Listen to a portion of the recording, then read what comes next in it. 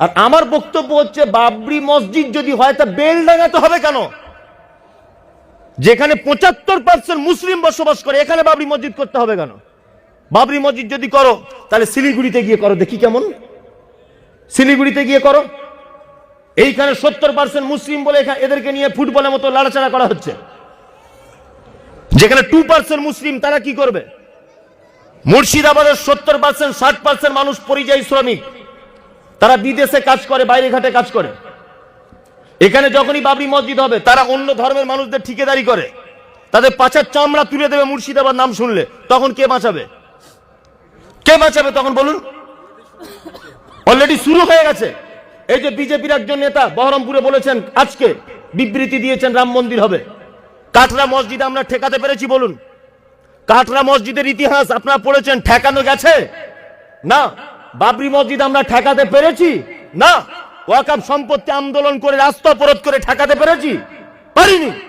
সরকারের বিরোধিতা করে প্রকাশ্যভাবে কোনোদিন কোনো কাজে জয়লাভ করা সম্ভব নয়। যদি বলছেন তাহলে অন্যায়কে সাপোর্ট করবেন আপনি, আমি অন্যায়কে সাপোর্ট করি না। তবে একটা কথা বলছি, জাতিকে নিয়ে আবেগ নিয়ে খেলা করবেন না, জাতির আবেগকে নিয়ে খেলা করবেন না। বেলডাঙ্গাতে অজস্র মসজিদ পড়ে আছে যেখানে ফজরে 3 জন নামাজি। পৃথিবীতে 3টে মসজিদে নামাজ পড়লে নেকি বেশি হয়। 3টে মসজিদে। কাবাতে নামাজ পড়লে নেকি বেশি হয় 2 রেকাতে 1 লক্ষ রেকাত। মসজিদে নববীতে নেকি বেশি হয়, মসজিদে আকসাতে নেকি বেশি হয়। আর পৃথিবীর কোন মসজিদে নামাজ পড়লে নেকি বেশি হয় না। কোন মসজিদে নামাজ পড়লে, বাবরি মসজিদে নামাজ পড়লে যে নেকি, বেগুনবাড়ির টিনের মসজিদে একই নেকি, একই নেকি। তাহলে আমার জাতির জন্য যেটা উপকার, আমার জাতির যেটা কল্যাণ হবে সেটা করতে হবে। 5 মিনিটের ইবাদত জন্য অনেক অজস্র মসজিদ পড়ে আছে এখানে, অজস্র মসজিদ পড়ে নেই। এমন একটা স্কুল তৈরি করা হোক যেখানে ডাক্তার জাকির নায়কের মতো ছাত্র বার হবে। আমাদের মেয়েরা আজকে বোরকা পরে হিজাব পরে স্কুলে যেতে পারছে না, এরকম একটা উন্নত মানের পরিকাঠামোর স্কুল তৈরি করা হোক। ব্যাপারগুলো ভাববেন, আবেগে গা ভাসিয়ে চলবেন না। মাথায় রাখবেন, কাটরা মসজিদে অজস্র মুসলিমদের গর্দান কেটে গেছে। বাবরি মসজিদ ঠেকাতে গিয়ে অজস্র মুসলিমদের গর্দান চলে গেছে। ভাববেন আপনারা যে আমরা বাবরি মসজিদ ঠেকাতে পারিনি। আজও পর্যন্ত আপনাদের কাটরা মসজিদ নামাজ পড়তে পারে না মুসলিমরা, পারে? আজও পর্যন্ত বন্ধ। ওয়াকফ সম্পত্তির জন্য আমরা রক্ত দিয়েছি রাস্তাতে, কলকাতার রাজপথে। আমি মমতাজুল ইসলাম নিজে ফার্স্ট কাতারে ছিলাম। আমার বক্তব্য হয়তো আপনারা কলকাতা থেকেও শুনেছেন। ওয়াকফ সম্পত্তি আমরা টেকাতে পেরেছি বলুন? পেরেছি? পারবে না। এটা যা হচ্ছে এগুলো রাজনৈতিক ইস্যুতে হচ্ছে। দয়া করে বলছি, আবেগে গা ভাসিয়ে এসব কাজে পা দেবেন না। বেলডাঙ্গার একটা নিজস্ব ঐতিহ্য আছে। আজকে যে গত বছরে যে আপনার কার্তিক পুজো ঝামেলা হলো, কারা মার খেয়েছে বলুন? কেন মার খেলো? কেন? 70% মুসলিম। কেন মার খেলো 70% মুসলিম থাকার পরেও?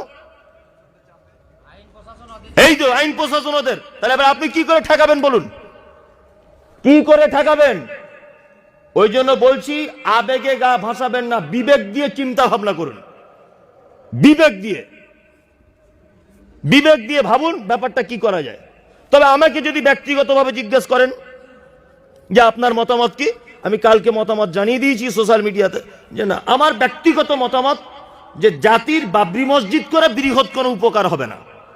জাতির জন্য যদি একটা মাল্টি স্পেশালিস্ট হসপিটাল হয়, একটা চিকিৎসালয় হয়, 5 জন মেয়ে যদি আমাদের ডাক্তার বার হয়, 5টা ছেলে যদি ডাক্তার বার হয়, তাহলে আগামী প্রজন্ম আমাদের থেকে কিছু একটা উপহার পাবে। আলিগড় ইউনিভার্সিটির মতো একটা ইউনিভার্সিটি হোক। আমি বলছি, এতদিন বাবরি মসজিদ করার স্বপ্ন জাগলো কেন? আজকে 20 বছর ধরে তুমি দায়িত্ব ছিলে, রাজনৈতিক দায়িত্বে। এই 20 বছরে মুসলমানদের জন্য মুর্শিদাবাদে কি করেছো আগে বলো? 20 বছর তুমি দায়িত্ব ছিল, রাজনৈতিক দায়িত্বে। এই 20 বছরে তুমি মুসলমানদের জন্য কি করেছো? আজকে কেন এইটা হচ্ছে বাবরি মসজিদ? আবার বাবরি মসজিদ নাম দেওয়া হচ্ছে কেন? আবার 6 ডিসেম্বর হচ্ছে কেন?